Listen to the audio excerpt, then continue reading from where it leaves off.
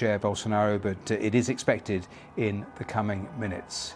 Well, as we wait, let's speak to Robert Muggah, who is the founder of the Igarape Institute, a think tank in Brazil. Thank you so much for being here on the programme. What do you make of the delay? More than 48 hours since the election defeat, but it looks as if a speech is imminent. Yeah, I think that by all accounts, Bolsonaro has been alternating between dismay, frustration, rage, sadness. But I think that the reality is dawning that he's going to have to concede one way or another.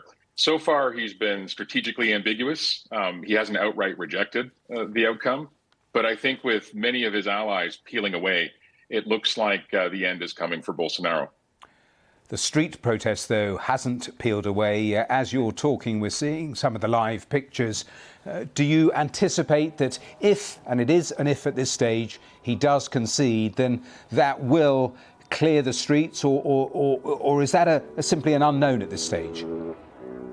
I think it's hard to say, but look, there are hundreds of protests. Hundreds have been cleared by the federal police, but more importantly, the state police in many states, including states won by Bolsonaro's candidates, have also put their police on the front to try to dismantle these protests. So I think if Bolsonaro concedes, as some expect, then I think we can expect some hardcore to linger. We can expect many people to be angry about the outcome, as you might expect in a highly polarized country.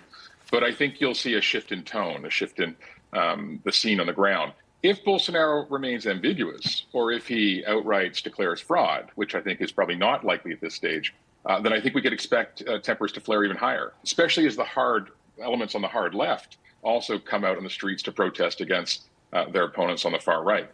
How complicated could the transition actually be?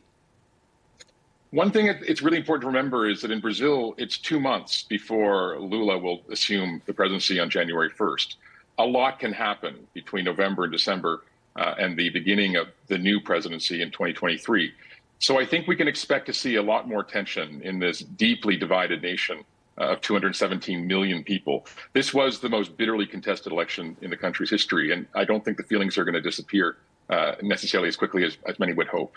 There are so many parallels, of course, with what happened with Donald Trump in the US, and people, I suppose, in Brazil will be hoping it doesn't culminate in the way it did on Capitol Hill. But in terms of the division that you reference, it is so obvious, and we saw it in the election. It is such a polarized country. How does Lula da Silva even begin to try to repair things?